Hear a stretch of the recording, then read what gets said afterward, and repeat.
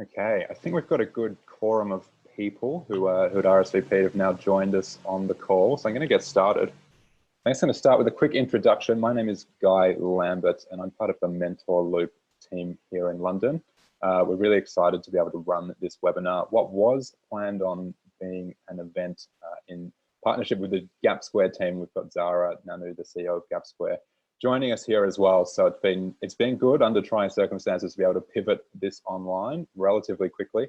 And I think, well, I'm hoping we can replicate that in-person experience a little bit as well, in terms of hopefully getting some discussion and debate happening, hearing from multiple people, and making it as engaging as possible.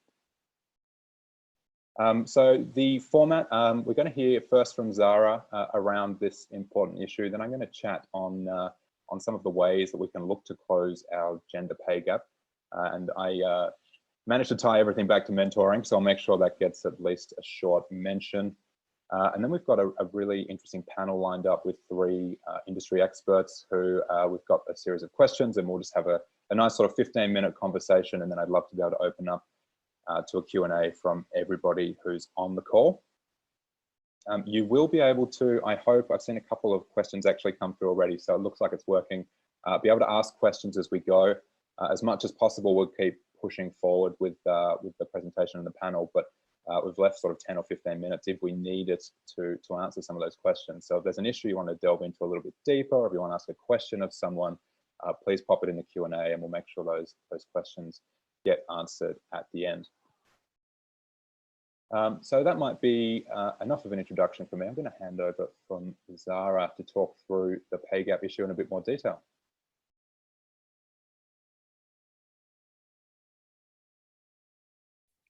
Thank you, Guy. Good afternoon, everyone. Thank you very much for the opportunity to be here and giving me an opportunity to put a blazer on, a jacket on, because otherwise it's pajamas all day long. I'm envious of all the participants who are probably in their onesies. But so I will be talking today, if I can share my slides, about the gender pay gap and the progress that we have been making around the gender pay gap in the UK because of the gender pay gap legislation.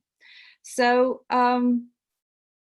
we'll be talking about the gender pay gap. Let me see if I can do this. Perfect.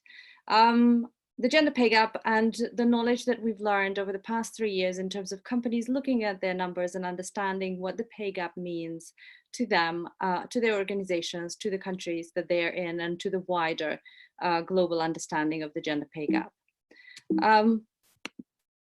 So at Gapsquare, we're a company that has a vision of a place where work is more inclusive and diverse talent can thrive, and everyone's voices are being heard, and employees can feel valued and feel like they work in an environment that is fair and works for them overall.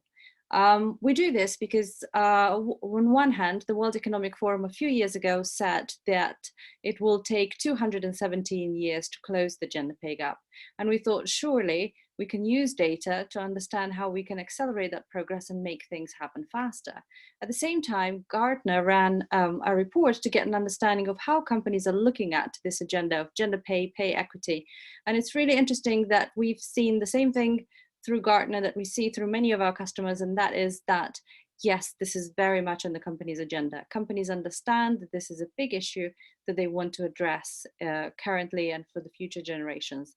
But at the same time, of most organizations that are looking at the gender pay gap, only a small percentage, under 30%, feel confident that whatever they're doing is working and generating results, and they actually are addressing the gender pay gap. Now, why are we addressing pay gaps? We've heard a lot of reports around profitability and how increase in diverse teams, be it by gender or ethnic diversity, leads to increase in revenues, and that's absolutely true. But one of the key things that we see for companies currently is talent. They want to focus on talent, they want to attract top talent, and in order to do that, they need to be able to be more transparent, and they need to signal to the younger generations that they are an employer that pays fairly and treats everyone fairly within the organization. Millennials, generations X and Y, they care very much about transparency, and companies that don't take this on board risk being left behind or out of our future. At the same time, we see innovation taking lead, with companies wanting to innovate and understanding that they can actually be more innovative and penetrate new markets, primarily if they do have more inclusive, more diverse teams. There's also the fact that countries around the world are introducing legislation and making it mandatory for some businesses, like for instance in the UK, businesses with 250 employees or more, to report on their gender pay gap on an annual basis. So we have countries like the UK, but also France, the US, Germany, Canada, Iceland, Australia, New Zealand, all of them moving towards a space that is increasingly looking at regulating more transparency in the space of gender pay gap. So far, the gender pay gap, we've looked at the gender pay gap and the companies that have reported on their gender pay gap. And we've seen that overall, over the past 2 decades, progress has been made and the gender pay gap has dropped by 10 percentage points. But at the same time, when we look at the data from 2017 and data from 2018 for companies that have reported into the Government Equalities Portal in the UK, we see that only 48% of the companies have made progress and have improved their numbers. Not only that, 44% of the companies have worsened their gaps. So we've actually heard in the media lately that a lot of the financial sector institutions have come under scrutiny because their numbers have worsened. So that actually is one of the trends. The key trend from our point of view is that regulation and legislation around asking companies to report on the gender pay gap is working in getting companies to actually think about the gender pay gap, and is putting pressure on senior teams, on boards, to look at what the numbers are and why the numbers are there. We know that this year the government has relaxed the need for companies to report on their gender pay gap. The deadline is actually would have been this weekend, but this is only a temporary thing, so companies will have to report the next year.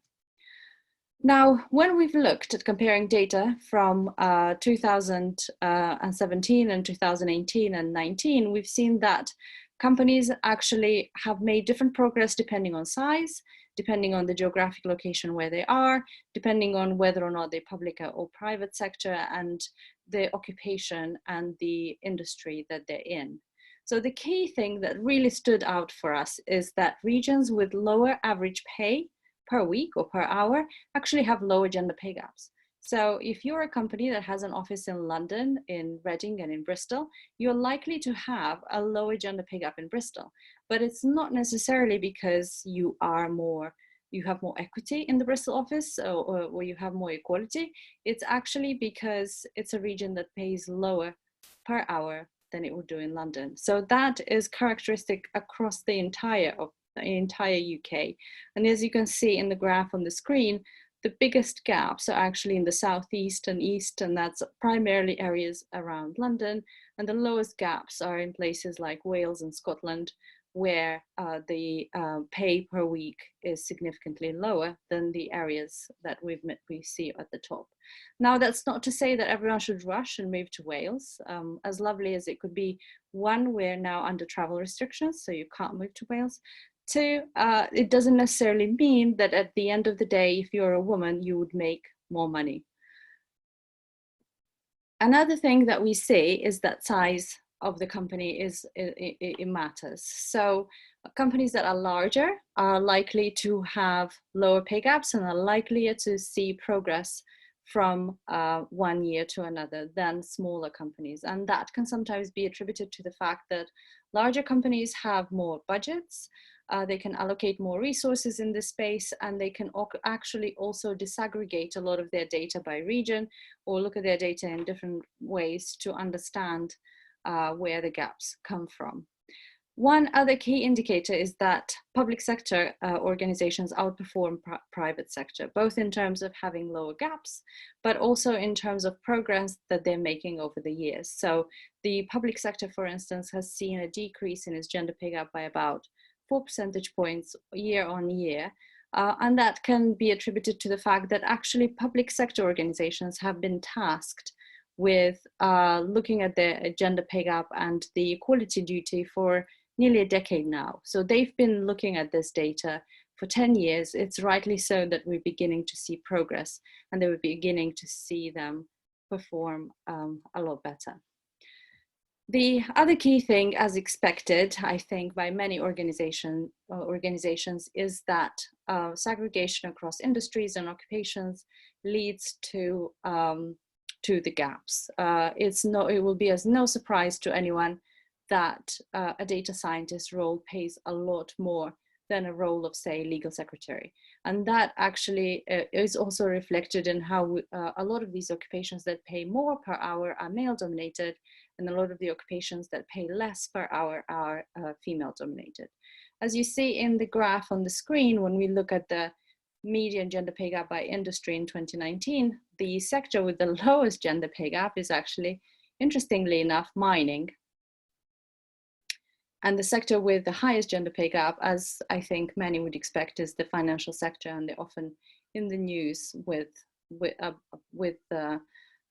how they're making lower progress around this. Education is also, sometimes when I talk at events and workshops, we have a conversation with the audience around where do you think is the lowest gender pay gap? And education often comes as people think that in the education sector, the gender pay gap is lower. But actually, if you look at data across the UK, the education sector is second largest gender pay gap across all industries. Now, in terms of the UK legislation around the gender pay gap, companies also have to report on quartiles. So they need to align their workforce from the lowest paid to the highest paid, and then look and understand the gender pay gap across all quartiles. We've looked at those quartiles over the past 2 years for all of 11,000 organizations that have reported into the government. And we see that progress is slow in terms of facilitating a movement for women to come out of the lower paid roles into the higher paid roles.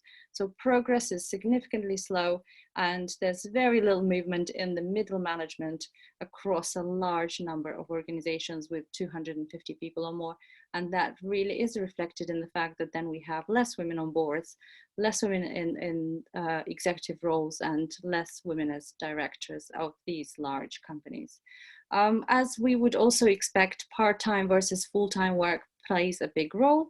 The gaps are significantly lower for part-time role and much higher for any full-time roles.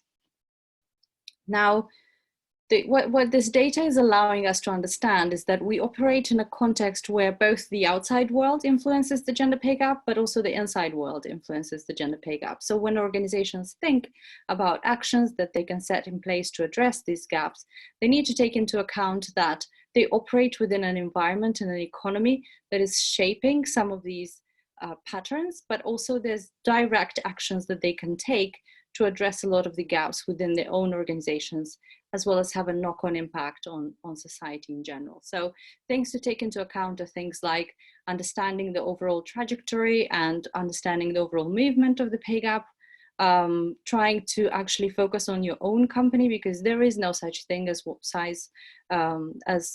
size fit all.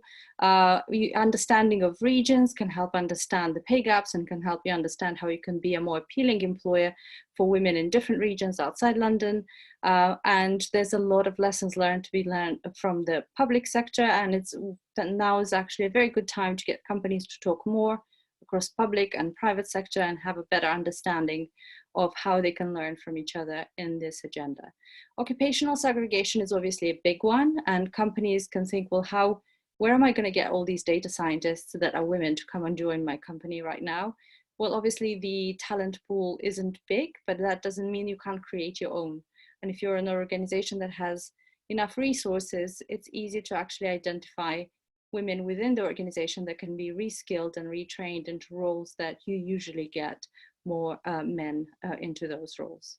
And focus on progress across quartiles is obviously important because it can help us understand what the career progression of women could be within the organization, not just stop with recruitment. So progression of women, but also of ethnic minority groups from the lower paid quartile to the higher paid quartile can actually create a lot of change internally within an organization.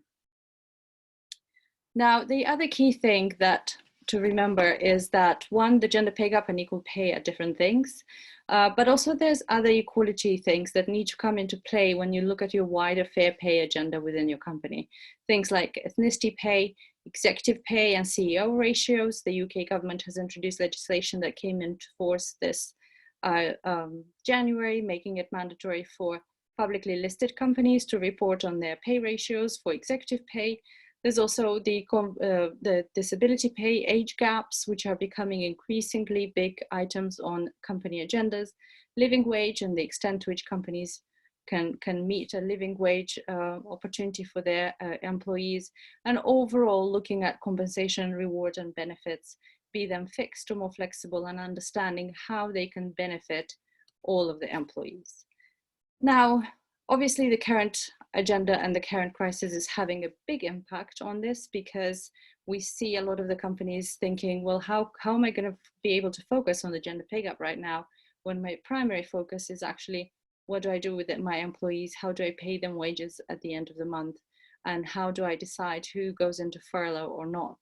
But the key things to be aware of is that working from home is possible, and employers need to be just more mindful of the fact that a lot of young families or families indeed that have responsibilities for caring for older adults can work remotely, but we need to take into account their needs. This is actually an opportunity for us to think about occupational segregation and kind of moving workforce within the organization without having a lot of bias in terms of who you move across to where and who you put on furlough. And also this is an opportunity for us all to reimagine what a better workplace would look like for all. Because we are now faced with the fact that we need to understand who key workers are, we need to understand where a lot of the weight of the economy is, we're looking at flexible working, we're looking at working from home. This is the perfect opportunity to actually reshape a lot of these conversations and help us move into a space where we can all thrive together. I know a lot of the companies were thinking that we're going to come to this point anyways. We were moving towards automation, so this was inevitable. I think what just happened is things that were meant to happen in a decade happened in the month of March. So we need to adjust quickly and make sure that we create places and spaces of work that work for everyone. I'm happy to answer any questions. If anyone has after this webinar, please do get in touch. I hope you found this useful, and I'm happy for these slides to be shared with anyone if they need them. Amazing. Thank you, Zara. There's a few themes there I think I'd like to explore with some of our panelists towards the end. And I'd hang around as well, Zara, if you can, to we contribute to that conversation. I'm sure there'll be questions.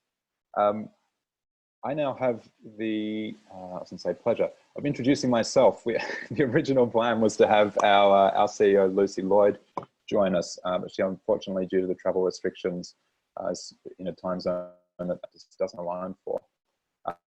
Stepping on Mentor Loop's behalf to talk about some of the ways that we can look to close the gender gap. I'm just going to share my screen as well. So for those who don't know Mentor Loop as a business, in a sentence, we help organizations build and scale mentoring programs. Of course, there are various reasons why an organization might like to run a mentoring program. Today, though, I want to talk about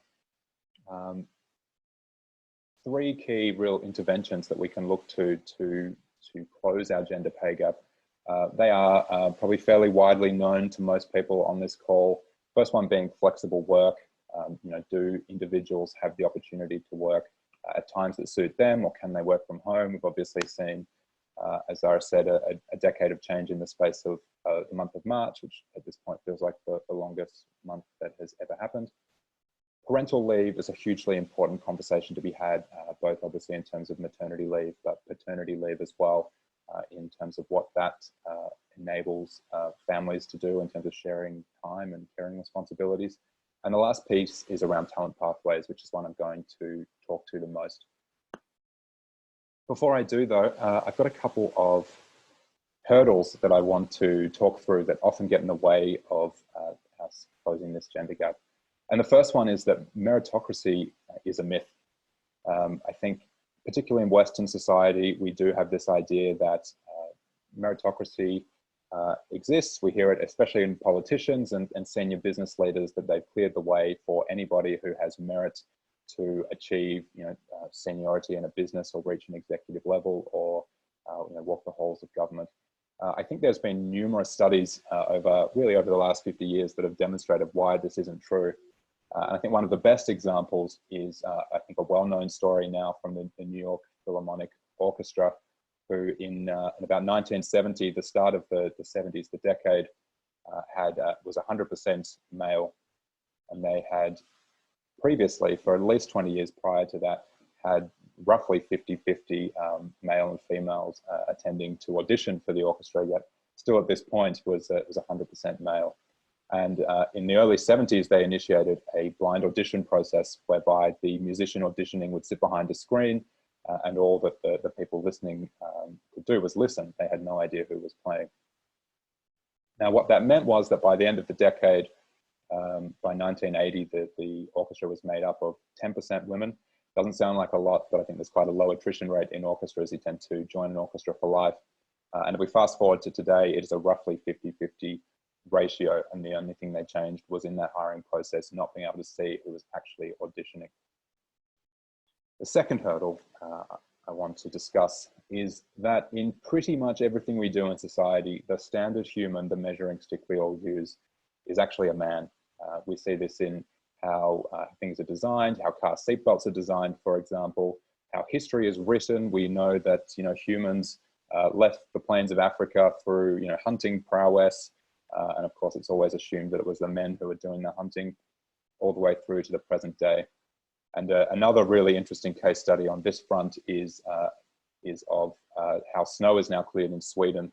So if you haven't heard about this one, it's quite interesting. Up until about 2011, snow was plowed in what is still the norm in most countries, starting with main roads and streets, moving then to bike paths, and then pedestrian paths and walkways.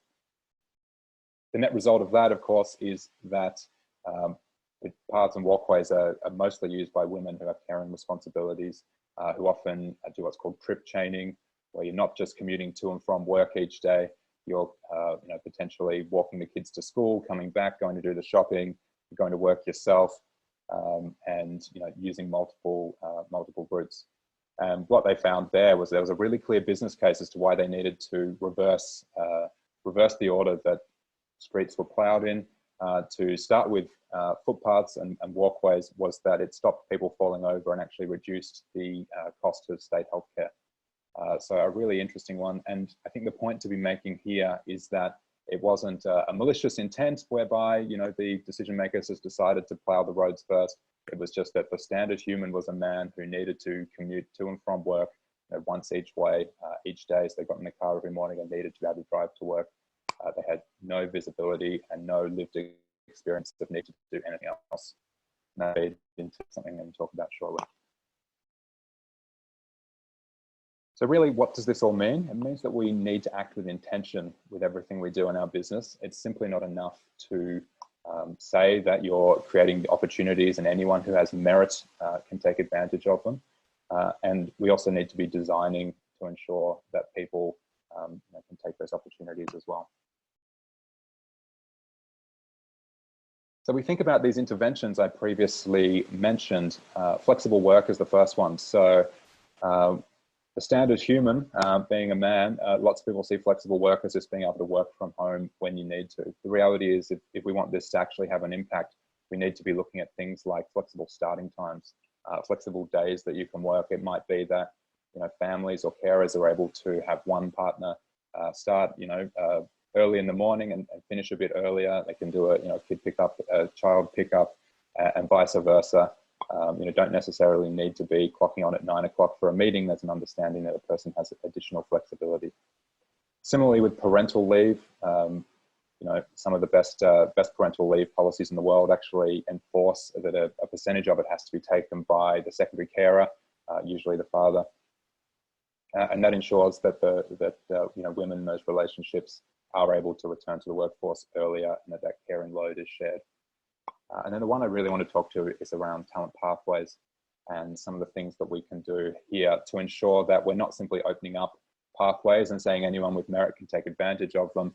We're also being intentional about who and how those people can take advantage of some of those pathways. Particularly in regards to mentoring, a lot of organizations do run mentoring programs, and it's absolutely something I encourage. Over the last probably 3 years in particular, we've had a real focus on people mentoring to encourage more women into senior leadership positions. But the problem here is that left to their own devices, like with like, mentoring relationships form. And we see this time and time again. So we actually need to be doing more. So I'm going to share a couple of case studies. This is an organization, Xero. I'm sure some of you would know. We've been working with them for about 3 years now. They're a really cool business. If you walked into their office, they've got a pretty even gender split across the entire organization. They're, like I said, a tech company. They've got that really cool inclusive culture that most people want to be a part of. And about 2.5 years ago, they ran a mentoring program designed to open up some of these talent pathways I've been talking about, and making sure that people were able to connect into sponsors, which might hopefully lead to senior leadership roles in the future. Some interesting results. When we looked at the data, a couple of months in, we realized that of people who self-identified into roles, and I should say as well, there's a third role here, people were given the opportunity to play both the mentor and mentee role, depending on what was required in the relationship. But we looked at the two ends of that data set. We realized straight away that people had fallen straight back into some of those biases that we think about, in that all the mentees that registered to be a part of this program were female, regardless of the level of seniority they might have had within the business. And the flip side of that is the vast majority, you see 87% of mentors were male, again, regardless of the seniority they had within the business. This was a really key learning experience, and I'm not saying that this is necessarily bad. This program actually had some really good outcomes still, but I think we can probably all agree we can do better. And what that actually ended up looking like was thinking about, rather than a hierarchical mentoring program, how we can actually connect people better.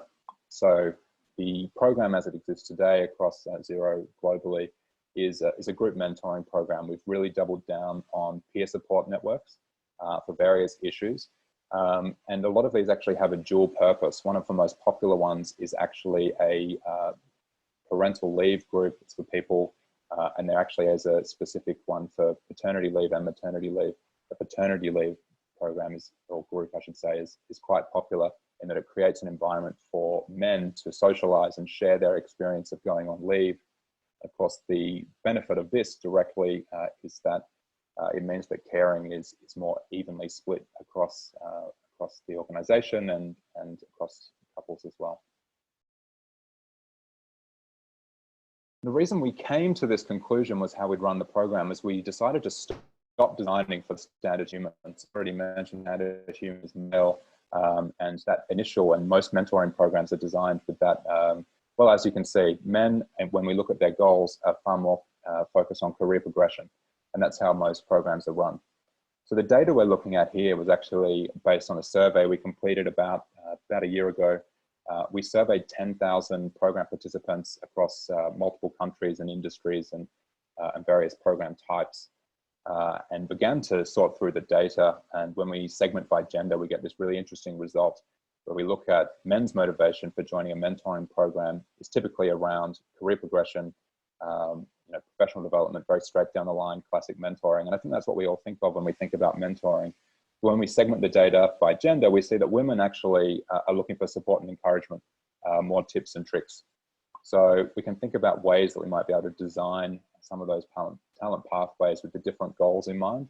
And look, you could absolutely argue that they're very similar, maybe two sides of the same coin. It's perhaps more about how we frame it up and how we communicate the why of some of these initiatives to the wider organization. Got a really nice example of this where it's worked really well. We've got some hard data on was in Australia, we run a program that's a collaboration between various government departments, transport companies and contractors. and it's looking at ways to increase the representation of women in senior leadership roles. Across the board, when this program kicked off about 2 years ago, towards the end of 2017, the industry split was, the gender split was 16% female, 84% male. We look 2 years down the track, we've seen a 5% increase in the number of women across the industry.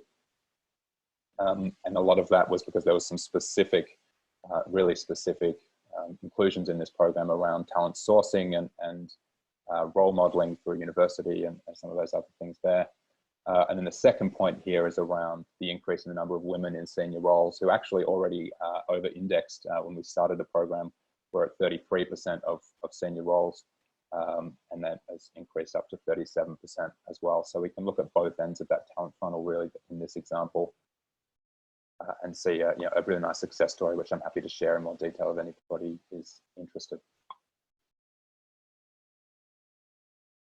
So really, so now what?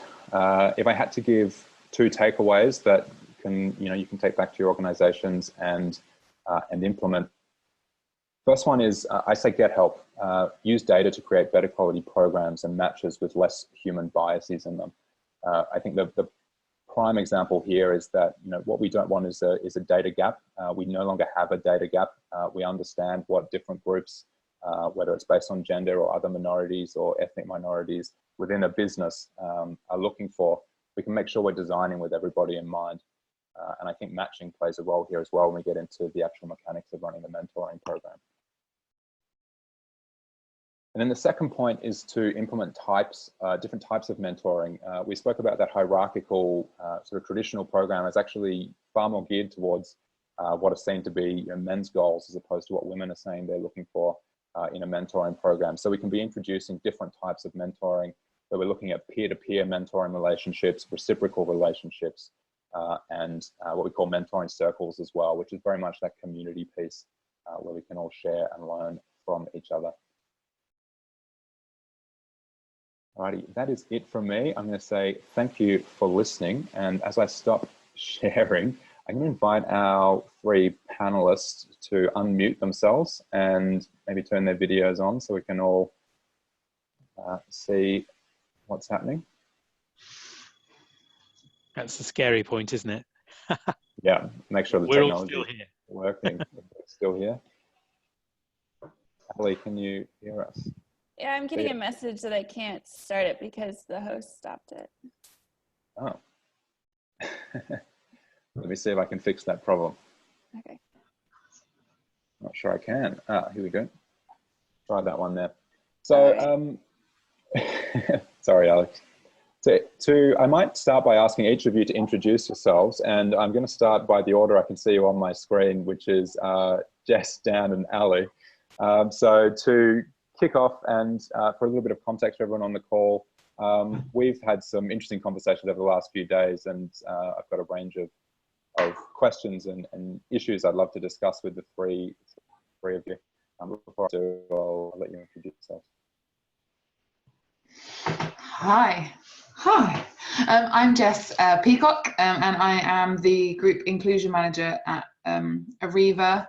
We are a transport company throughout Europe, about 50,000 colleagues, and I am currently the D&I professional at Arriva, working with a bunch of amazing HR VPs and L&D teams, but it's just me right now. So, hi. Amazing, thanks, Jess. Dan? Yes, hello everyone. My name's Dan Harris. I'm the Senior Responsible Business Manager at Taylor Wessing. So Taylor Wessing is an international law firm with offices in the UK, in London, Cambridge and Liverpool. And my responsibility covers what some people might have called CSR once upon a time, and also diversity and inclusion. Beautiful. My name's Ali. My name's Ali Cedeno, and I'm the president and founder of the Women Offshore Foundation. We are a 501c3 nonprofit organization supporting the careers of female mariners around the world. This was an organization I started 3 years ago. I worked at sea for 10 years prior, and in my experience, working at sea is a great career, but at the same time, there are a lot of difficulties. And when I was the only woman on board, sometimes I'd be 1 out of 150 people, and I really needed a mentor. I needed resources. So I took it upon myself to start this nonprofit, and it's been a whirlwind, but really exciting growing it the last couple of years. Great, thanks, Sally. So my first question, I'll come back, and Jess, maybe I'll let you kick off. So really what I wanted to talk through, broadly speaking, is what do you see as actually being the main drivers of this gender pay gap? And maybe I'll keep it to 1 or 2 thoughts each, because I think we could come at this all day. And then what are some of the initiatives that you've put in place in your organizations to try and facilitate some change? Sure. So I think, as you and Zara really succinctly kind of said, each business, each sector is like quite different in terms of those main drivers.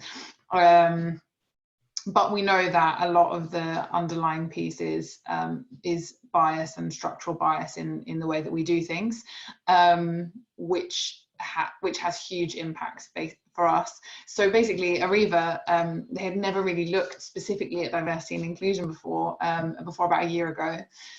So for us, in terms of our journey with our gender pay gap, although they'd been reporting it before I joined, the initiatives that we've kind of put in place so far have definitely been around creating more structure in some of our processes to try and be able to evaluate them. And also for us, data is a huge issue. We've got huge gaps that we're looking to be able to truly fill. So although we know our pay gap, we don't know things like our retention statistics and our attraction statistics and stuff like that. So it's kind of that for us at this point. We're still exploring in a lot of ways.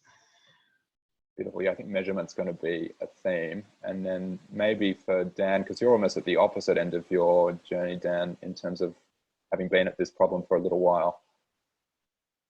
Yes, I mean, I think for us, we employ, as a law firm, we employ a really wide range of people throughout our business. So at one end, well, actually they're not employed, but the owners of our business are all partners in our law firm. And so, you know, they're very senior, very experienced and very well remunerated lawyers. And then when we think about our employed population, we have a full range of lawyers, as you'd expect, all the way from trainee solicitors through to very senior associates. But then we have a really great dedicated team of business services people like me who work within the talent team, marketing people, finance people, and a team of sort of facilities people and legal secretaries. So I guess for us, when we analyze our gender pay gap, we can identify the broad range of roles and the salaries that are that link to those roles as one of the reasons why we have a gap, and you know, the predominance of either men or women within those different roles that people perform. Yeah, interesting. And Ali, have you got any thoughts around this, or maybe across the entire industry?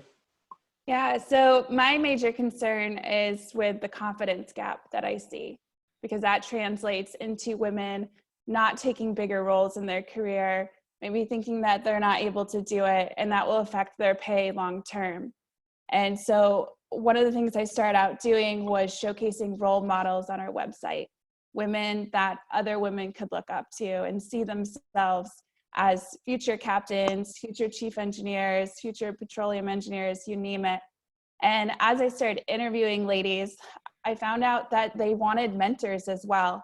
And I spoke to women who had a lot of experience, decades of experience, and they still wanted a mentor. They wanted someone that could help their career take it to that next level. And they had this confidence gap, even though I viewed them as role models to me as women who had made it. So we hired Mentor Loop to start a mentoring program and put that out there as a resource. And we grew it pretty quickly. In about a year, we had 150 women mentoring each other. And the stories that came back were just outstanding to me, seeing that confidence gap was being reduced some. There was a lady who I was mentoring, and she wanted to work offshore. She had been working on some inland vessels and wanted to move her career further out to sea. So I spoke to her about what that would be like and encouraged her to apply to a job. She emailed me after she spoke with a recruiter that it didn't go well. She didn't think she had done a good job. And you could tell like, her confidence was waning. And so I encouraged her to hang in there. And about an hour after that conversation with her, I heard from the recruiter saying, "Oh, what a great job, she did in the interview, how excited the recruiter is to move forward in with the process." And ultimately that woman received a job offer and has a new career.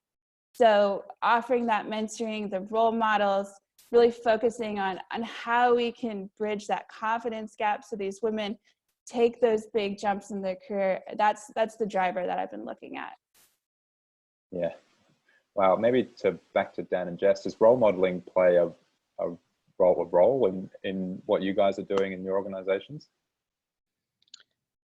I mean, I would say absolutely yes for us at Taylor Wessing. So, when young lawyers used to come into our organisation, they would look up and they would see that the partnership was predominantly male. And when you have, the intake of our junior lawyers is actually slightly more women than men, and you can see that people, they look up and they think, right, well, I can't see people who look like me, and so it's been really important for us to work with our female partners and to give them the support they need in order to be able to develop and sponsor and mentor junior lawyers, but also sort of help people. Yes, absolutely. Having role models to look up to, I think, is very, very important. It really resonates with me because in the transport industry, hugely we have a lack of female role models that are in very specific roles, like our frontline roles, for example, drivers, and we see that kind of throughout the industry. So it's something that Arriva is starting to work on. But do we have a lot of senior women to choose from who are in like operational roles? No. So and when we're talking more broadly than that, like even less so. So for us, we're fighting to find role models in this period, but it's a really good tool, and it's great for us when we're looking at attraction as well. So yeah, it's a bit of a longer game maybe.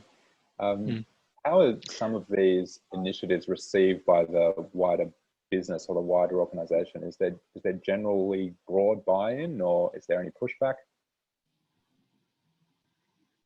So for us, before I joined, we'd had a lot of disjointed kind of diversity chat, is how I would refer to it. People kind of having the odd initiative there, celebrating International Women's Day with no purpose, the classic. And actually what we found was that people weren't understanding. They just weren't understanding why we were talking about it. They couldn't see an issue. They didn't understand why we would need more women in transport. It just wasn't a conversation that we'd had. And when we did have it, they were negative about it. But actually focusing on inclusion, talking about culture, we in fact don't use the words diversity or inclusion when we talk about any of it. We talk about safety, psychological safety, and good mental health. We talk about it as part of health and safety because we found that, especially with frontline colleagues, it was a challenge. That's an interesting angle. Dan, have you got anything you'd add to that? Is that in line with your experience, or are you slightly different again? I would agree with everything really that Jessica mentioned there. For us, we've been looking. Our diversity journey has been ongoing for quite some time, and I think there was a level of frustration, I think, around people like me, those who get it, that we hadn't been making changes quickly enough.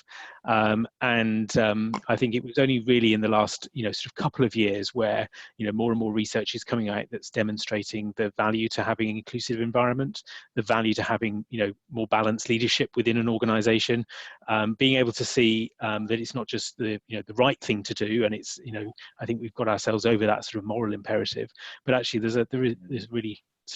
is a really hard-nosed business end to this, in that diverse businesses are proved to be financially they perform better, and it's increasingly our clients are also wanting to see that we are presenting a diverse firm, that panel pitches, when people rock up to those, they don't want to see an all-male panel. They want to see diversity represented back at them. So yes, I think that's certainly been a driver. Has been our clients demanding this, but also our people wanting to work in an inclusive environment too. So yes, pace of change, and there's a few things that I can talk for a long time about, how we've managed to get sort of speed things up. But I think things like gender pay gap reporting has started that conversation. It's meant that the board has had to look at this very seriously and has had to think about the reputational risks around reporting figures and comparing yourself to other organisations. Yeah, interesting. So yeah, that inter-organization is a comparison, I would assume. I think Zara mentioned that it becomes, for new talent looking around and saying, what's the firm I want to work for? It's part of what they're seeing, and I would assume taking into account as well. Yeah, interesting. For Ali, how does this look across the entire industry? If you have are there segments of the maritime industry that are doing better than others, or what are some of the things you're seeing? That's a good question. So we've had a lot of companies support us, and that's been great. And then seeing different companies come out with their initiatives. The cruise ship company is a strong sector, and that I think it's about 20 to 25% female. You have companies like Celebrity Cruises with the first US female captain, Virgin Voyages, who came out with 50-50 gender parity for their vessels, where they would have 50% women, 50% men as staff on board. And you see this across oil and gas as well, with quotas, companies putting it out there that this is part of their mission. This is what they want to do. They want a diverse workforce, and they make it known. Other companies maybe don't make it as known, but I hear about it through our channels. Companies that want 50% women applying, or 50% of their applicants as women applying. And so I'm seeing this all over the world. Now, there are still companies that we don't necessarily hear about, and we see some comments, some messages on social media that not everyone agrees with the initiatives. Not everyone thinks that there are really issues for women either, who, when they work on the water. We were featured on ABC here in the US on a TV show, and there were a lot of negative comments when it was posted on social media from people denying that there are problems at all. So, it's an array of responses, but I try to do as much as I can, work with the companies that do offer support, and to support them as well. Some of those more negative responses because it appears that women in the industry are put on a pedestal because they sort of get that extra media attention. Yeah, some of that. Yeah, I see some people even saying that, well, now that all these initiatives are out there, there's nothing else to do. Everything is getting better, and they treat one sector, or what they're seeing in one sector, as how the whole industry is. But I can tell you the whole industry is not, moving forward. And so it's important that we recognize that people have different experiences, and that there's more to be done. Yeah. I'm curious, and I think, Dan, you actually alluded on it before, but has the gender pay gap reporting changed what you've been doing, or has there been any additional benefit to that over the last 3 years? I think for us, it hasn't changed what we're doing, and I think we're quite clear at Taylor Wessing that actually we're more focused on creating more inclusive culture and increasing our female partnership than we are around our gender pay gap. I think you could, if you analyse the gender pay gap too much, I think you could take some pretty drastic steps that might change your gender pay gap, but actually wouldn't get, it's important to get to understand what your aims are and to work towards those, and to work in a really sort of structured and strategic way in order to do that. So I would say that the gender pay gap has been really helpful for the reasons I mentioned. It's raised the profile of gender. It's got people thinking about taking actions, and actually the things that we've been doing around, looking at our talent pipeline, looking at mentoring, looking at removing some of the structural barriers to progression for women, and making sure that we're sharing opportunities really thoughtfully you know, and increasing our female leadership, those things, you know, in and of themselves will help with the gender pay gap, you know, reducing that. But yes, for us, I think it's been a tool to help promote the conversation rather than necessarily, you know, we're not fixated just on that gender pay gap number. But, you know, the reporting is really helpful for us to be able to talk about what we're doing and in the broader context of gender inclusion. Yeah, Jess, have you got anything to add to that? I can see you nodding a lot. I'm always nodding away, but absolutely, I agree in a lot of ways. I think for us, our gender pay gap isn't particularly meaningful in a lot of ways because our population of women is so small that our gender pay gap changes by 1% if a senior female leader leaves. So although our pay gap is relatively small, it's like in line with the industry.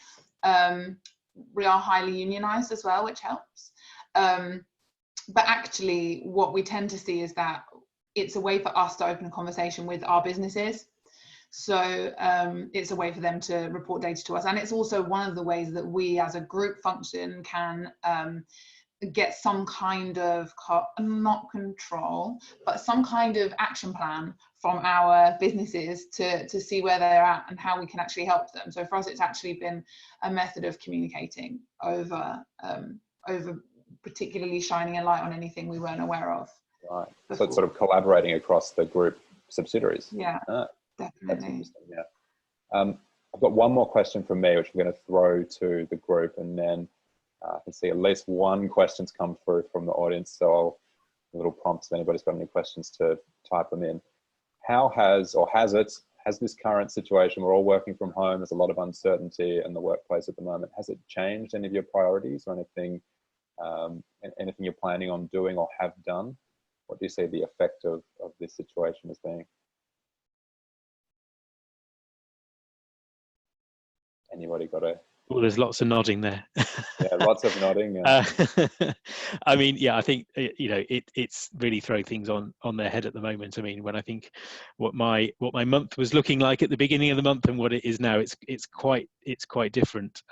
I'm quite hopeful that, you know, whilst we are sort of postponing events and thinking about how we do things virtually, I'm quite hopeful that when we do get back to some sort of normal, all those naysayers that were talking about how working flexibly, working remotely, working agilely was really difficult in our industry or for particular roles.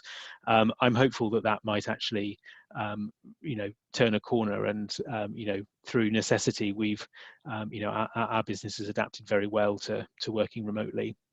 You know, part of our overall gender plan has been around promoting flexibility and promoting modern ways of working and actually degendering it. So, you know, traditionally it would have been our women who were maybe working reduced hours or working from home more often. We've been having a big push over the last sort of 12 to 18 months about, you know, encouraging more and more people to do that. So if we can degender that, and if we can evidence by having done what we've done over the last few weeks and over the next few weeks, I'm really hopeful that will have a positive impact on inclusion. I totally agree. I'm very excited. It also means that I do have a captive audience in some situations. So there is a group of people who really want some virtual learning, and that's helped me to help them to refocus on a bunch of different things. Some stuff around well-being, and again, really similarly to yourself, finding role models that aren't just women who want to work flexibly. Although we do still have a lot of workers on the front line in some of our countries getting key workers to and from work. And that's helped us as well to focus on them and their well-being in this time, because it is hugely stressful. Interesting. Ali, do you got anything you'd add to that? You've had a double whammy. You had the oil shock as well a couple of months ago. Right. Yeah, with the price of oil falling, it's a tough year. It's a very tough year for us. And we have an annual conference normally in July, and we're looking to postpone that and put some content online instead. So it's just, we're reevaluating and trying to offer as much support to our community. A lot of people are worried about layoffs, furloughs, what their job's going to look like. We're here to provide support, and at the same time, my board, we're all working on our own careers. So there's worries on the board personally as well. So it's very stressful right now. Yeah. Yeah, I think we're all feeling that. It's one thing we've all got in common at the moment. All right, I've got a question from Tiffany. Thanks, Tiffany. Some senior women prefer not to be seen as a female role model. They want to be taken seriously like their male counterparts. How do we create an environment that encourages them to support more junior women? I'll take that, if that's okay. Go for it. So one of the things I found, because I've met women who have this mindset that they don't want to really be a part of the other women's groups. They don't want to be standing out because of their gender. And I think the best thing you can do is get them in front of someone who looks up to them. You sit them down for coffee, get them in the same room. And in my experience, that changes the senior woman's perception of who she is in relation to women, like the women should be speaking with. And when you see what someone is going through in the lower ranks of a company and is trying to get up there and has those struggles, that puts everything in a different light, a different perspective. And I think that can help change the perception of why she needs to stand out as a woman, so that the women below her have her as a role model. Yeah, I really like that. Jess or Dan, if you have anything you'd add. I mean, something that worked really well for us, obviously I'm not a senior woman, but certainly something that was worked really well in our organization was a reverse mentoring program. So slightly, connected to what you were talking about there, but getting groups of people together from different levels in the organization and from different lived experience is hugely rewarding, and we had great feedback from having run that program a number of times, just to get people to to share their experiences. And I think that can be gender based, or it can be in other inclusion characteristics, but hugely valuable. Beautiful. And I also think it's really powerful to have in a lot of our industries, there are some specific industries where I think it probably does make sense that you would want a female mentor, but I think there are a lot of industries where you can have that mentor relationship that naturally has a reverse mentoring angle when you do not always match people by gender. For example, I mean, like, I'm sure this is very obvious, but some of my mentors are men and they're just as useful. Thank goodness. But I think it's really important to remember that not everyone feels comfortable being a role model. In a lot of cases, they've survived and they don't see how to communicate that in a different way. So I think sometimes it's not something we should push everyone into. And not always useful if we do, because not everyone can see how they got somewhere. There's that analogy about which planes did they analyze after the war, and they analyzed the ones that fell, because those are the ones that told them where the weak points were. And I think that's also really important. Not everybody is successful, not everyone is a senior woman, and I think that they've had a path that's probably been easier than some of their colleagues below them in some ways, because they've survived. Interesting. I am conscious of the time, and I think we're going to run an on-time ship today. So thank you very much to the three of you on the panel for volunteering your time and joining the discussion. I'm very glad we've recorded this with a few little gold nuggets there I'm going to take back and write some notes for. And thank you to Zara and the Gapsquare team for collaborating and running this event and helping shift it online over the last couple of weeks. And with that, I'm going to say thank you to everybody for joining us as well. Like I said, this has been recorded. We'll post it and share by our socials. If you've got any further questions, please feel free to reach out. But Zara and I have shared our email addresses and you know where to find our various social handles as well. Thank you, everybody. Have a very good afternoon, evening, and the rest of your day, and we'll all be in touch soon. Bye.